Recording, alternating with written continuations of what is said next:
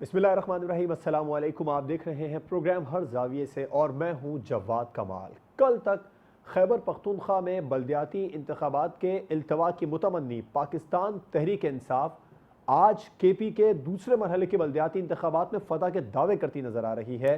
मरकजी रहनुमा पाकिस्तान तहरीक इंसाफ परवेज़ खटक ने आज ये मुखालिफिन को ललकारते हुए कहा कि पाकिस्तान तहरीक इंसाफ अपनी जगह पर वापस आ रही है और केपी के बल्दियाती इलेक्शन के अगले मरहले में फतह हासिल करेंगे। सवाल यह है कि खैबर पख्तूनख्वा बल्दियाती इंतखाबात के दूसरे मरहले में क्या पाकिस्तान तहरीक इंसाफ के पास तैयारी के लिए वक्त काफ़ी है? इसके अलावा सहाफ़ी इदारों और सहाफ़ियों के ख़िलाफ़ बढ़ती हुई कार्रवाइयों के बाद हम अपने मेहमानों से सवाल करेंगे, क्या हुकूमत और मीडिया के माबैन खलीज मज़ीद बढ़ रही है?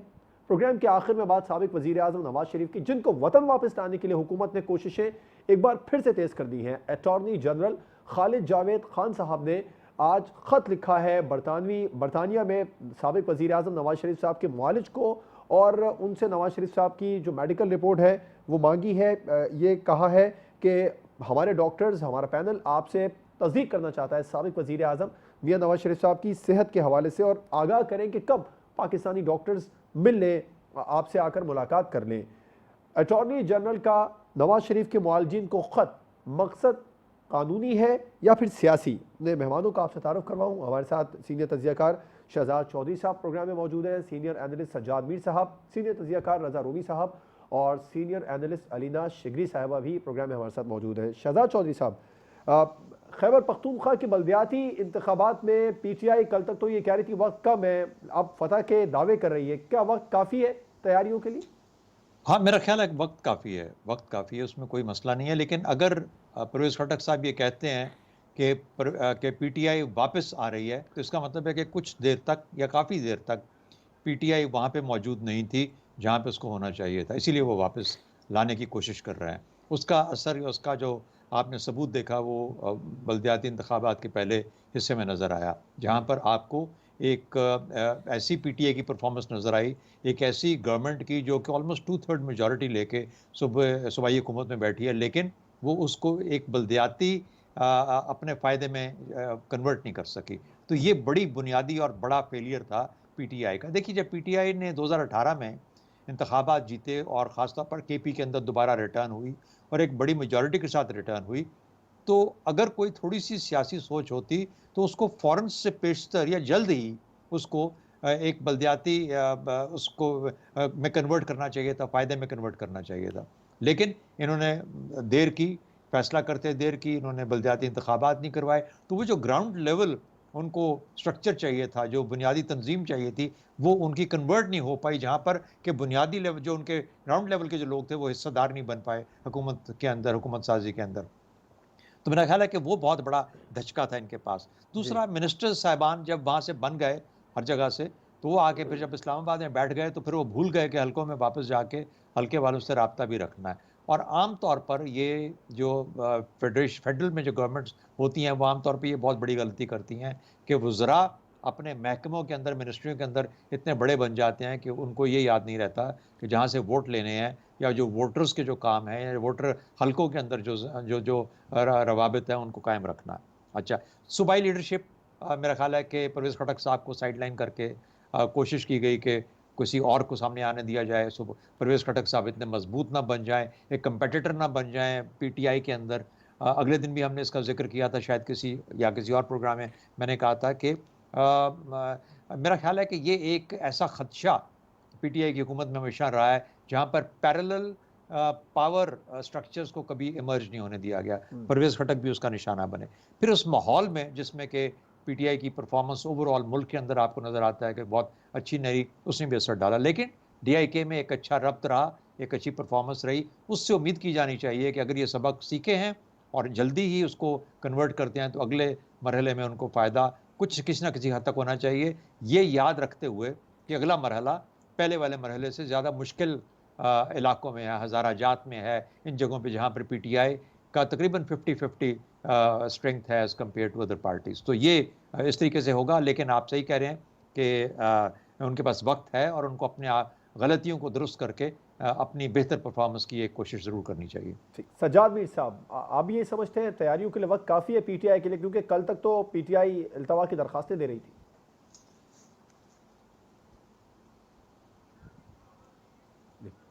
रजा रूमी साहब, आप मुत्तफिक हैं? तैयारी के लिए तो उनको 8.5 तो अभी सेटबैक।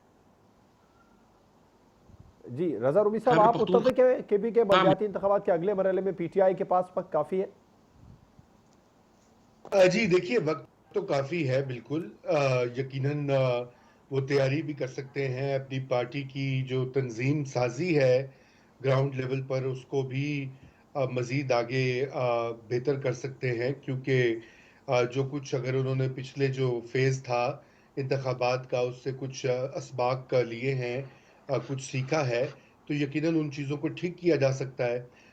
वो वक्त का तो मेरे ख्याल से किल्लत ख़त्म नहीं है, मगर यहाँ पे जो मसला है वो वक्त से ज़्यादा मसला ये है कि इस वक्त अवाम का क्या मूड है और क्या अवाम तैयार हैं कि वो पीटीआई को दोबारा से वोट दें, क्योंकि महंगाई की वजह से जो इस वक्त बहुत ज़्यादा खदशा भी है, लोगों को परेशानी भी है। उस परेशानी की वजह से वो जो है पीटीआई को शायद वोट ना दें, उस तादाद में ना दें जैसे उन्होंने 2018 के इलेक्शन में 2/3 अक्सरियत दी या उससे पहले वाले इलेक्शंस में दी।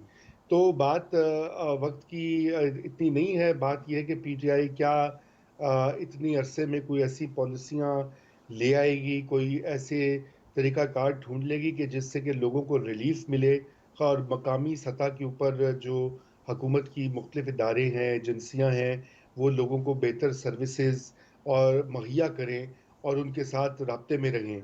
ये सारी बातें हैं देखने की, और ये यकीनन इमरान खान साहब और पीटीआई की जो खैबर पख्तूनख्वा की पूरी पार्टी तंजीम है, क्योंकि आप देखें उनको भी उसको भी डिसॉल्व कर दिया गया था, और नई तंजीम साजी जो है वो भी अशद ज़रूरत है कि ताकि ये लोग निकल कर अपने वोटर्स को मोबिलाइज करें।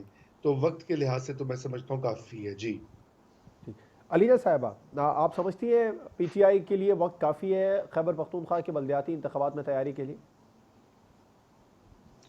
जवाब, सबसे पहले तो जिस सूबे की बात की जा रही है और जिस तरह रजा ने भी कहा कि 9 साल से उनकी हुकूमत, पाकिस्तान तहरीक इंसाफ की हुकूमत इस सूबे में है, और अगर इतना 9 साल जो है वो काफ़ी अरसा नहीं है, तो फिर चंद हफ्तों में क्या तैयारी की जा सकती है। ऑल्दो कि पहले मरहले के बाद और जो मार पड़ी है पाकिस्तान तहरीक इंसाफ को, उसके बाद थोड़ी बहुत तो उन्होंने कोशिश की है तैयारी करने की, लेकिन 9 इयर्स इज इनफ, और अवाम जो है वो परफॉर्मेंस पर जज करेंगे। 9 साल की जो कारकर्दगी है उस पर जज किया जाएगा, और अगर 9 साल में कोई कारकर्दगी दिखाई दी जाती तो फिर वो रिजल्ट्स के फॉर्म में नजर भी आती अगर कोई कारकर्दगी होती। लिहाजा वो तमाम जो हम उस सूबे के हवाले से जो इवन दावे सुनते थे कि भाई पुलिसिंग में जो है वो बड़ा काम किया पाकिस्तान तहरीक इंसाफ की हुकूमत ने, हेल्थ इंफ्रास्ट्रक्चर पे जो है वो बड़ा जोर दिया है, लोकल डेवलपमेंट भी जो है वो अच्छी की है, एजुकेशन के सेक्टर में जो है वो काफ़ी काम किया है, वो महज फिर अगर वोट्स के फॉर्म में नजर नहीं आ रहा और ऐसे में ऑपोजिशन जो है वो ज्यादा डिस्ट्रिक्ट जो है वो ले उड़ती है, तो दिस एक्चुअली मीन्स कि क्लेम्स और जो ग्राउंड रियलिटी है वो आपस में मैच नहीं करी। तो लिहाजा 9 साल, मेरा ख्याल से 9 साल की अरसा जो है वो काफ़ी होता है। चंद हफ्तों में अव्वल तो तैयारी मेरा नहीं ख्याल है कि मुमकिन बनाई जा सकती है, लेकिन 9 साल के अरसे पे आवाम जो है वो परफॉर्मेंस पे ज़रूर इनको जज करेगी। सज्जाद मीर साहब, आपका भी जवाब देना चाहूँगा। नहीं, मैं पहले अर्ज कर रहा था कि तैयारी के लिए उन्हें 8.5 साल मिले, क्या ये कम है? और तैयारी के लिए जितना वक्त उन्हें चाहिए उनका मुखालफों को भी उतना चाहिए। अगर पीटीआई को कम वक्त मिलेगा तो दूसरों को भी कम वक्त मिलेगा। इसका मतलब है कि मसला कुछ और है। मसला पैदा हुआ है पीटीआई के खैबर पख्तूनख्वा में पहले हिस्से के इंतखाबात के बाद, और उस इंतखाबात ने एक सरासीमगी की कैफियत पैदा कर दी है पीटीआई में। मैं खौफ की नहीं कहता, सरासीमगी की कैफियत कहता हूँ, और इसी कैफियत में सारी तंजीम तोड़ दी गई और नई तंजीम कायम की गई है। और नई तंजीम का चूंकि इम्तहान आ गया है, उसको भी इतना कॉन्फिडेंस नहीं है कि वो अपने सेटअप को इतना मजबूत कर लें कि कोई गलती ना हो। इनका ख्याल है कि पहले हमसे गलतियां हुई हैं, लेकिन गालबन गलतियों से ज्यादा उस पॉलिसियों का ताल्लुक है जिसके नतीजे में लोग जो हैं अब गुर्बत में पिसे हुए हैं, वो महंगाई के हाथों तंग हैं। और ये जो एक बयानियां हैं, ये बढ़ता ही जा रहा है। यानी कि लोगों में अगर वक्त पीटीआई मांगेगी तो उसके हक में ज़्यादा अच्छा नहीं होगा। उसे जितनी जल्दी चाहिए था अपनी जो मामला थे उसको ठीक करके वहाँ इंतखाबात कराती। उसका अब ख्याल है, कल परवेज़ खट्टर की बॉडी लैंग्वेज से मुझे ये एहसास हुआ कि उनको ये ख्याल है कि अभी उनकी खैबर पख्तूनख्वा में पूरी तरह तैयारी नहीं हुई और मुनासिब तौर पर वो सेटअप कायम नहीं कर सके जो वो कायम करना चाहते हैं। तो इसका मतलब ये है कि वो अपनी कमज़ोरी का एहसास कर रहे हैं। जितना डिले कर रहे हैं, जितना अदालतों से वक्त मांग रहे हैं और जितना ये तासुर दे रहे हैं कि फौरी तौर पर इंतखाबात में नहीं जाना चाहते, वो इस बात को ज़्यादा तक़वियत देता है कि उनकी वहाँ एक कमज़ोरी है जो ज़ाहिर हो रही है। ख़ास तौर पर अब जहाँ इलेक्शन हो रहे हैं, ये पीटीआई का उतना मजबूत गढ़ नहीं था जितना वो मजबूत गढ़ था जिसमें उन्हें शिकस्त हुई है। तो चुनांचे ये सारे मामलात वो इलेक्शन कराना भी चाहते हैं और गालिबन इमरान खान का बयानिया भी यही है कि इलेक्शन कराए जाएं। लेकिन इन इलेक्शन पर इन्हिसार है पंजाब के बल्दियाती इलेक्शन में का, क्योंकि पंजाब के बल्दियाती इलेक्शन तो बहुत कांटे के होने की तवक्को की जा सकती है ना, वो तो इतना आसान नहीं है, वो तो मजबूत गढ़ है उनके मुखालफिन का, खासतौर पर नून लीग का। तो इस सिलसिले में उनके लिए ये इंतखाबात अहम है और इसमें जाने के लिए वो तज़ब्ज़ुब का शिकार हैं, ज़रा सरसीमगी का शिकार हैं और इसी की वजह है कि ये सूरत हुई है। ठीक, तो वक्त काफ़ी है ना, आप समझते हैं? ठीक, सजाद मीर साहब का ही पॉइंट है। आप ब्रेक पर जाएंगे, ब्रेक के बाद हम बात करेंगे क्या हुकूमत और मीडिया के माबैन खलीज बढ़ रही है। ब्रेक के बाद इस पर बात होगी।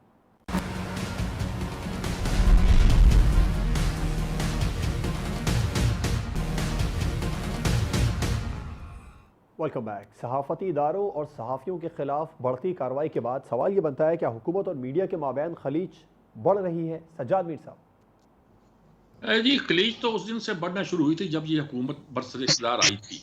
उससे पहले मीडिया ही की ताकत से, मीडिया ही की ज़ोर से इसकी सारी पब्लिसिटी थी, इसकी सारी ताकत थी और लोग तरह तरह की बातें करते थे। अगरचे इनकी लड़ाई एक आध ग्रुप के साथ शुरू भी हो गई थी, यानी कि एक आध मीडिया ग्रुप्स के साथ शुरू हो गई थी, लेकिन बेशुमार सहाफ़ी ऐसे थे जिनके बारे में ये तासुर कायम था कि गोया ये स्पोक्स पर्सन है पीटीआई के। ये एक तासुर था, गलत था, सही था, मौजूद था। आने के बाद इनकी पहली लड़ाई ही मीडिया से हुई और उसमें बहुत सारी ऐसी बातें हैं जो मैं आप दोहराना नहीं चाहता, लेकिन ऐसा तासुर पैदा हुआ कि जब मीडिया के साथ इनका एक कॉन्फ्लिक्ट है। प्रेस पर कुछ पाबंदियां भी, सख्तियां भी फाइनेंशियल तौर पर इस तरह लगी कि जिसका असर सहाफ़ियों तक पहुंचा, उनकी तनख्वाहों में कट लगा और बहुत सारा कुछ किया गया। अललान कहा गया कि तनख्वाहें बहुत ज़्यादा हैं, इनमें कमी होनी चाहिए वगैरह वगैरह, और इसलिए इनके बजट ख़राब है, ये नेचुरल नहीं है, फितरी नहीं है, बहुत सी बातें। ये अमल चलता रहा, लेकिन अब आके उसमें एक शिद्दत पैदा हो गई है। दरमियान में कई वाक़यात हुए, लोग इन वाक़यात को एजेंसियों के नाम से मनसूब कर देते थे कि एजेंसियाँ ये कराती हैं और हुकूमत बेचारी गोया मासूम है, वो कुछ नहीं कर पाती। लेकिन ये जो अब वाक़या हुआ है, हाल ही में जो वाक़या हुआ है मोहसिन बेग वाला, इसमें तो साफ दिखाई देता है कि एक कॉन्फ्लिक्ट बराह रास्त है हुकूमत का, और क्योंकि उन्होंने अदारा भी एक सिविलियन इस्तेमाल किया है और इस तरह इस्तेमाल किया है कि जिसका नक्शा जो नजर आता है कि गोया हाथ बुड़ोना मकसूद है। ये अच्छा नहीं होता। ये हुकूमतों के रुखसत के वक्त, यानी या तो आगाज पे हुआ करता है, जाते वक्त हुआ करता है, वो उससे सख्त इक़दाम दिया करती हैं। भुट्टो साहब ने लिए थे जब वो आए थे, सख्त इक़दाम लिए थे। आते दूसरे को बरतरफ कर दिया, उसके बाद 5 को गिरफ्तार कर लिया और जिंदगी भर उनका सहाफत करने पर पाबंदी लगा दी। लेकिन बाद में शायद वो कुछ सीख गए और फिर उनकी अपनी पार्टी के वर्कर्स के साथ तो एक तरह का तसादम रहा। जय रहीम से लेकर हम कह सकते हैं कि बहुत सी मिसालें दी जा सकती हैं जिनका जिक्र किया जा सकता है, लेकिन उनका जर्नलिस्टों के साथ एक रवैया कुछ एक ज्यादा उस तरह का सख्त नहीं रहा जिसको कहा जाए। मैं तो उस वक्त उस ताइफे में कह लीजिए शामिल था जो गोया भुट्टो के खिलाफ फ्रंट लाइन। अब लेकिन जाती बार जब कोई इस तरह के दामत उठाता है तो उसके नतायज अच्छे नहीं निकला करते। यानी कि ये तासुर मिलता है कि जैसे जवाल शुरू हो गया है, यानी ये तासुर देना अपनी कमजोरी को जाहिर करना है। सहाफत के खिलाफ बयानात, बातें और ये तासुर जो है ये यकीनी तौर पर पीटीआई की कमजोरी को जाहिर करेगा, उनकी मजबूती को। शहजाद चौधरी साहब, आप भी इस बात से मुत्तफिक हैं कि हुकूमत और सहाफ़ियों के माबैन, मीडिया के माबैन खलीज बढ़ रही है? सबके बीच तो नहीं, लेकिन कुछ के बीच में है। जिस तरीके से सजाद मीर साहब ने कहा नज़र आता है, और उसकी वजह यह है कि हमारा मीडिया बहुत पार्टिजान हो चुका हुआ कुछ चैनल्स, ख़ास तौर पे मैं इलेक्ट्रॉनिक मीडिया की बात करूंगा क्योंकि ये बहुत विजिबल है, ये हर जगह पहुंचता है, तो इसके अंदर आपको एक तफरीक नज़र आती है, एक डिवीज़न नज़र आती है। हो जाए तो कोई उसमें मसला नहीं है, लेकिन बाहर सूरत कुछ चंद चीज़ों को हमें ज़रूर मद्देनज़र रखना चाहिए कि वो किस किस्म की डिस्कशन है, वो किस किस्म का तज्ज़िया है, वो कौन सी ख़बर है, उसके कौन कौन से पहलू हैं जिसको कि हमें एक क्रेडिबल तरीके से पेश करना है। तो बहरहाल वो उस पर बाद में आते हैं। आपने सवाल चूंकि ये किया, देखिए मीडिया दुनिया भर का सिर्फ ऑपोजिशन का डार्लिंग हुआ करता है, वो किसी हुकूमत का डार्लिंग नहीं हो सकता। और ट्रंप के मीडिया पसंद नहीं आया, बाइडन को आजकल पसंद नहीं आ रहा, अर्दवान को बिल्कुल पसंद नहीं है, उसने तो टेक ओवर कर ली हर चीज़।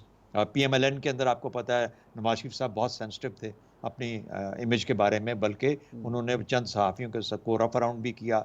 इसकी तारीख है, अगर कहीं पे कोई माफ़ी दी जा सकती है तो गालिबन पाकिस्तान पीपल्स पार्टी को दी जा सकती है। इमरान खान साहब बहुत ही सेंसिटिव है अपने मीडिया इमेज के बारे में और उनके बारे में क्या बात हो रही है या उनकी हुकूमत के बारे में क्या बात हो रही है।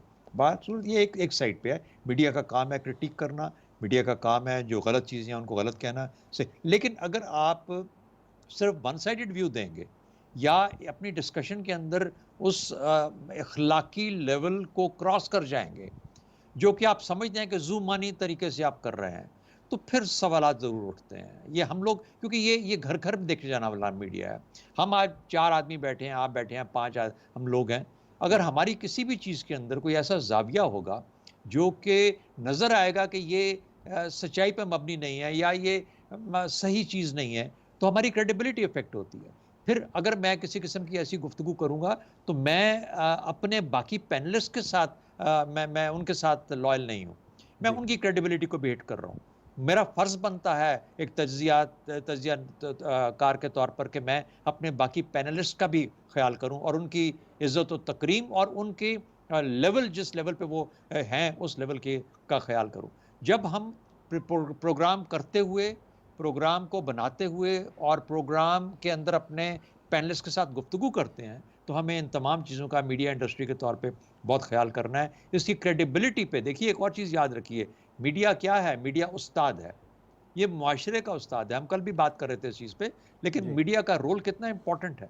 तो अगर हम अखलाकी तौर पर या ज़ुमानी गुफ्तगू के साथ, क्या कुछ नहीं चपता, दुनिया भर में क्या कुछ नहीं चपता, लेकिन क्या हम वो सब का सब अपने मीडिया पे ले आते हैं?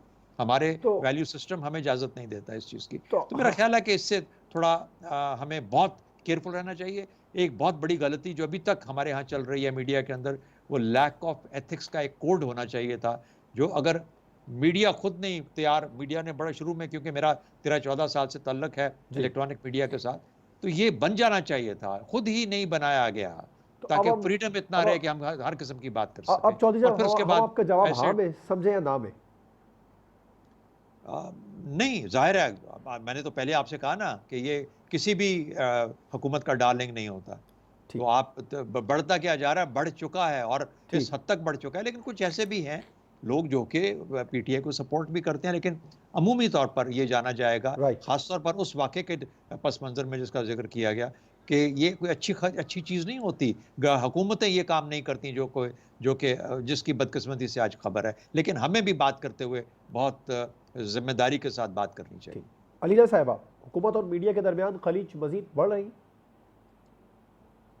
जवाद, मेरा ख्याल से तो हुकूमत और मीडिया के दरमियान खलीज रहनी चाहिए। और जिस तरह शहजाद साहब भी कह रहे थे कि media is always the opposition, media का रोल क्या है? It's a guardian of government's performance, its role is of that of a watch dog. तो हमने हुकूमती परफॉर्मेंस कारकर्दगी पर नजर रखने के साथ साथ अवाम को इन्फॉर्म भी रखना है, अवामी पैसा कहाँ कहाँ खर्च हो रहा है वो तमाम चीज़ों से आगाह रखना है। सो उस पर सवाल भी उठाया जाता है और सिंस आई सेड कि media is always in the opposition, तो सवाल उठाए जाएंगे। और यही वो मीडिया था जब इस हुकूमत ने चार्ज संभाला तो शुरू में ही खान साहब ने सहाफ़ी बरादरी से जब मुलाकात की वज़ीर आज़म इमरान खान साहब ने, तो उन्होंने कहा 3 महीने तक का इस हुकूमत को जो है वो मौका दिया जाए, उसके बाद आप खुल के तनकीद करें।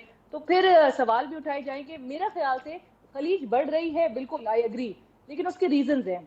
पहला ये रीज़न कि हुकूमत का ख्याल है, और मैं समझती हूँ कि ये ख्याल बड़ा गलत है, कि हम हुकूमत समझती है कि हमारी कारकर्दगी अच्छी है और मीडिया हमारी अच्छी कारकर्दगी दिखा रहा नहीं है। अब जब फेडरल ब्यूरो ऑफ स्टैटिस्टिक्स के हम फिगर्स देखते हैं, 13% जो है वो इन्फ्लेशन नजर आती है, मीडिया क्या दिखाए? 9% दिखाए।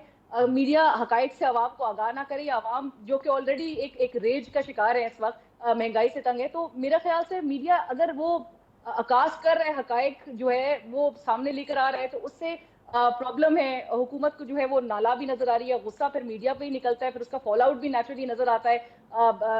जब हाई हैंडेडनेस जो है वो करते हैं, तो हुकूमत से ये एक हमारी जरूर एक दरख्वास्त मेरी ये जरूर है कि जो प्रोजेक्शन है, जो कारकर्दगी, अच्छी कारकर्दगी अगर दिखाना है, तो वो मीडिया का काम नहीं है, वो हुकूमती नुमाइंदों का काम है, वो स्पोक्स पर्सन का काम है, जो कि पाकिस्तान तहरीक इंसाफ के गवर्नमेंट के जो स्पोक्स पर्सन हैं, जब वो प्रेस कॉन्फ्रेंसेस करते हैं, तो क्या मीडिया वो प्रेस कॉन्फ्रेंसेस नहीं दिखाता? बिल्कुल दिखाते हैं। और उसके बाद जब वो प्रेस कॉन्फ्रेंसेस के बाद जब उस पर तज्जिए होते हैं, नेचुरली मीडिया जो है जब उसको डिसेक्ट करता है, तो आई एग्री विद शहजाद साहब एज वेल के जर्नलिस्टिक नॉर्म्स और एथिक्स को मद्देनजर रखते हुए आप बिल्कुल उस पर तज्जिए करें, आप उसको डिसेक्ट करें। लेकिन ये कहना, और मेरा ख्याल से कि हुकूमत में ये सेंस ऑफ फॉल्स अंडरस्टैंडिंग जरूर है कि हमारी अच्छी कारकर्दगी मेनली जो है वो मीडिया नहीं दिखा रहा है, जिसकी वजह से एक गुस्सा है, और वो जो इसके दरमियान जो खलीज है दोनों के दरमियान वो नेचुरली बढ़ रही है। रजा रूमी साहब, मौजूदा कार्रवाइयों को सामने रखें तो कहा जा सकता है कि हुकूमत और मीडिया के दरमियान खलीज मजीद बढ़ गई? जी सादा सा जवाब तो है, बिल्कुल बढ़ गई है। और मेरे ख्याल से अलीना ने सारी वो बातें कह दी हैं जो मैं भी कहना चाह रहा था कि असल मसला ये है कि मीडिया का काम होता है कि आवाम तक इंफॉर्मेशन, हकायक या जो भी सूरत हाल है उसको पेश करे। और अगर पीटीआई की कारकर्दगी में मसाइल हैं तो उसमें मीडिया का क्या दोष है? ये तो फिर पीटीआई को की जो हुकूमतें हैं सूबों में और मरकज़ में, ये तो उनको सोचना चाहिए ना कि वो उनसे कहाँ-कहाँ गलती हो रही है, कहाँ-कहाँ वो आवाम के जो तवक्कुआत हैं उसको पूरा नहीं उतर रहे।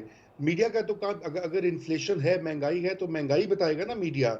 तर्जुमानों की जो पूरी फौज सारा वक्त स्पिन डॉक्टरिंग करती रहती है, वो मीडिया नहीं कर सकता, क्योंकि मीडिया की क्रेडिबिलिटी जो है वो वहीं से आती है कि वो जो है चैलेंज करे गवर्नमेंट को। दुनिया भर में यही मीडिया का रोल है। मीडिया कोई हुकूमत का ना तो अलाकार बन सकता है, ना उसका कोई बाजू बन सकता है। उसके लिए पीटीवी, रेडियो पाकिस्तान मौजूद है, उनको इस्तेमाल कीजिए दिन भर, आप भले शौक से। और जहाँ तक ये आज की जो गिरफ्तारी हुई है, मैं तो ये ऑन रिकॉर्ड करना चाहता हूँ कि ये इंतहाई मज़मूम एक्ट है। मोहसिन बेग साहब को इस तरह से उनके घर पे छापा मार के बगैर वारंट के, क्योंकि अभी फैसला आ चुका है और सेशन जज ने ये कहा है इस्लामाबाद के कि बगैर जो है वारंट के बताइए कि इस पूरे वाक़े में कौन बुरा लग रहा है। मोहसिन बेग ने जो भी गलती की हो या नहीं की, जो है वो गवर्नमेंट की दिखाई दे रही है, पैनिक दिखाई दे रहा है कि वो एक चंद सेकंड की मान भी लीजिए कि वो लग़ज़िश भी थी, अगर अव्वल डिबेट करेंगे, अगर वो थी भी, तो उसका ये कि आप किसी के घर में जाके चादर और चार दीवारी का तकद्दुस पामाल करके आप छापे मारना शुरू कर दें, कमाल की बात है। देखिए, मीडिया में बहुत मसले हैं पाकिस्तान में। पाकिस्तान का इलेक्ट्रॉनिक मीडिया जब आज़ाद हुआ, डीरेगुलेट हुआ, ट्रेनिंग नहीं थी, ट्रेन्ड प्रोफेशनल्स नहीं थे। आज भी उसमें बहुत सारे सुकूम आते हैं, हम खुद उसकी तनकीद करते हैं, लोग हम पे करते हैं, वो सारी बातें अपनी जगह हैं। लेकिन उसका मतलब छापा मार के कार्रवाइयाँ नहीं है, एफआईए की जो है टीम्स को रेड नहीं है, एफआईआर्स नहीं है। आप कोर्ट में जाएं, आप नोटिस दें, आप कानूनी कार्रवाई करें, वो सब ठीक है, वो हुकूमत का, पैमरा का के दायरा कार में आता है। लेकिन ये जो ब्रूटल किस्म की हाई हैंडेडनेस है, मैं इसको तशद्दुद कहूँगा, ये पहले ही सहाफ़ियों के ऊपर हो रहा है। आप देखिए कि मैं सारों के नाम गिनवाना शुरू कर दूँ तो बहुत लंबी फहरिस्त हो जाएगी।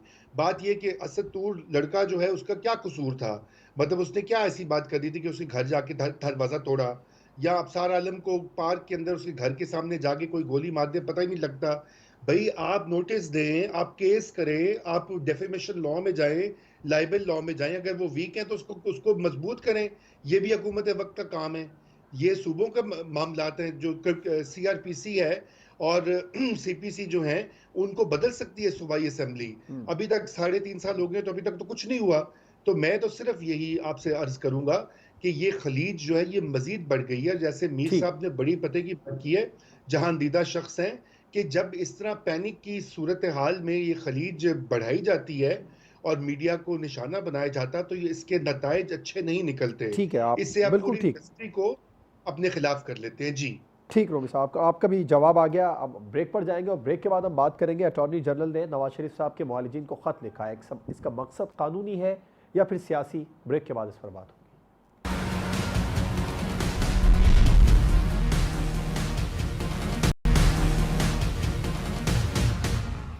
Welcome back. Attorney general of Pakistan ने साबिक वज़ीर आज़म नवाज शरीफ के मुआलिजीन को ख़त लिखा है, उनकी सेहत के मुतालिक दरियाफ्त किया है और उन्हें कहा है कि बताया जाए कि हम पाकिस्तानी डॉक्टर्स कब आपसे मिलकर मेडिकल रिपोर्ट के बारे में बात करें।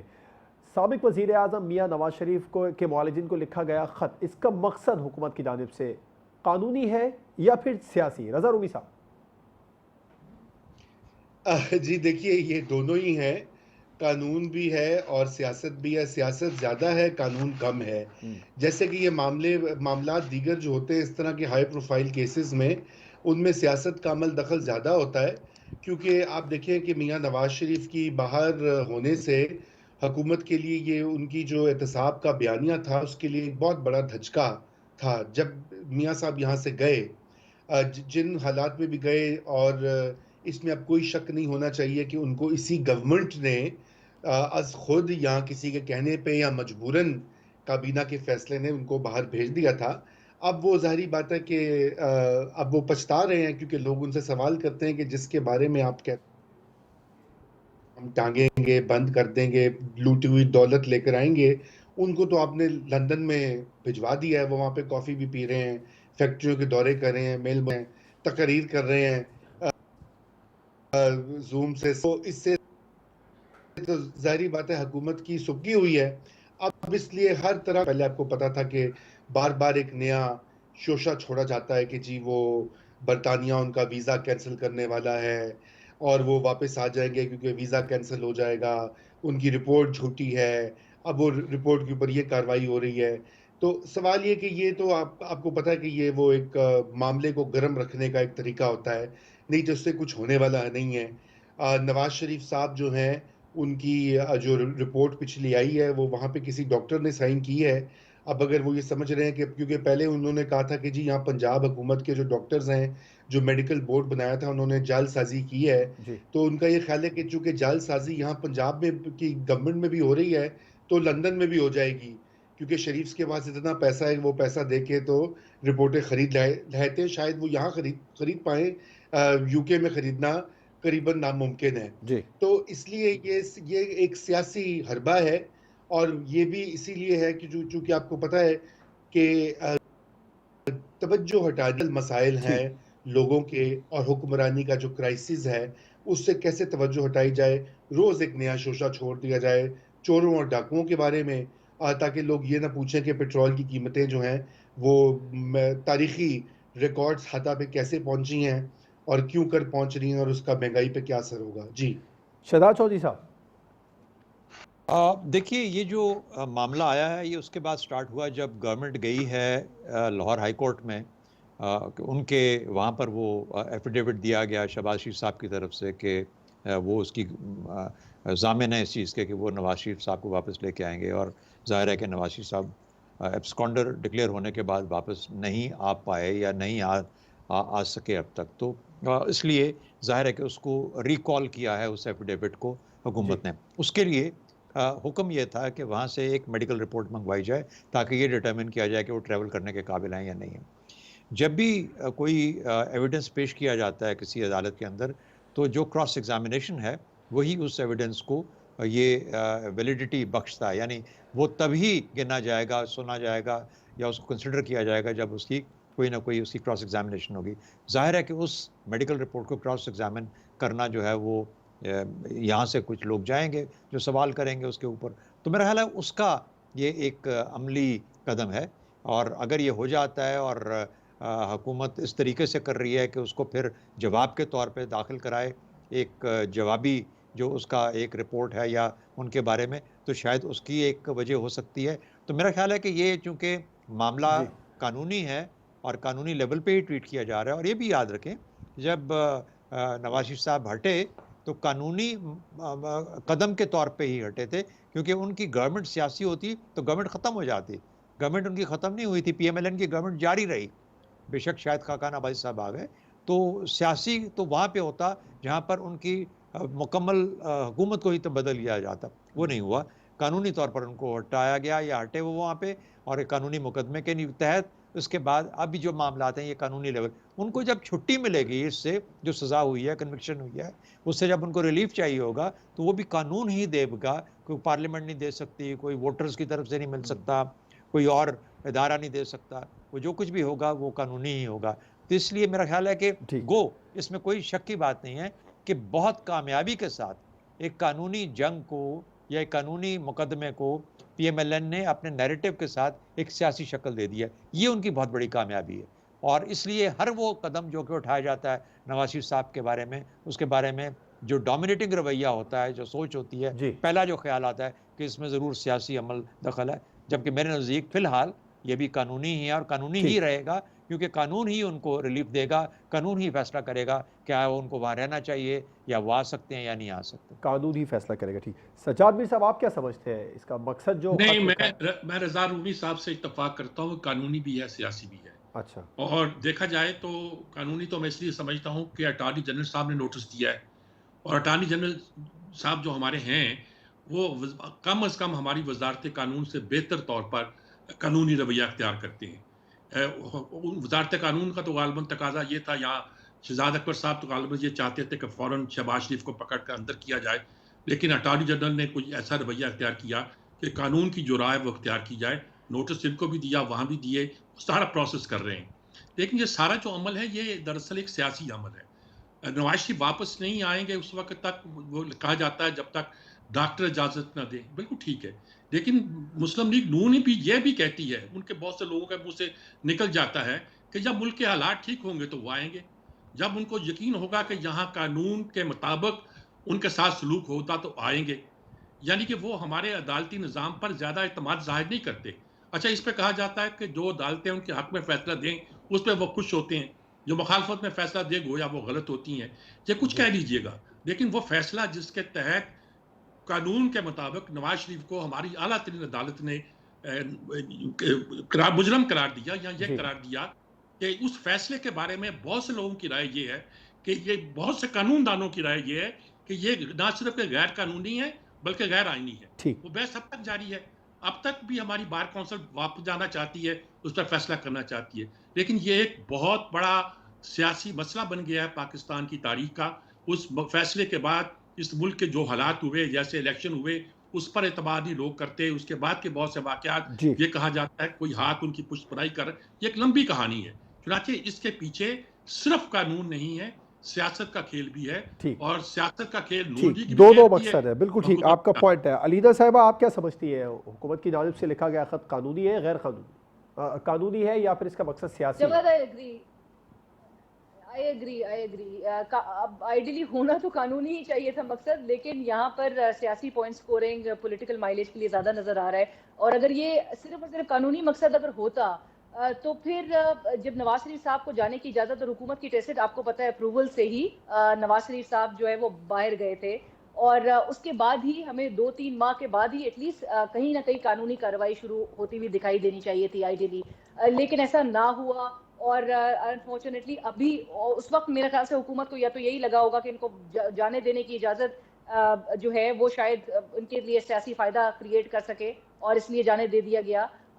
वापस अब लाने की जो कोशिशें की जा रही हैं इसमें अब हुकूमत को ज़्यादा पर्याप्त सियासी फ़ायदा नज़र आ रहा है, तो नेचुरली अब ज़्यादा हरकत में नज़र आ रही है। लेकिन आइडियली होना कानूनी ही सिर्फ मकसद चाहिए था, लेकिन इस वक्त पॉलिटिकल माइलेज के लिए ऑब्वियसली ये तमाम मूव्स जो है वो दिखाई दे रही हैं। ठीक, इस वक्त सियासी मकसद अलीना शिगरी साहिबा को नज़र आ रहा है। शहजाद चौधरी साहब, अलीना शिगरी साहिबा, सज्जाद मीर साहब, रजा रूमी साहब प्रोग्राम में हमारे साथ मौजूद थे। आप तमाम मेहमानों का बहुत शुक्रिया। प्रोग्राम आपने देखा नाज़रीन, आपसे मुलाकात होगी इंशाअल्लाह कल। इजाज़त दीजिए, अल्लाह हाफ़िज़।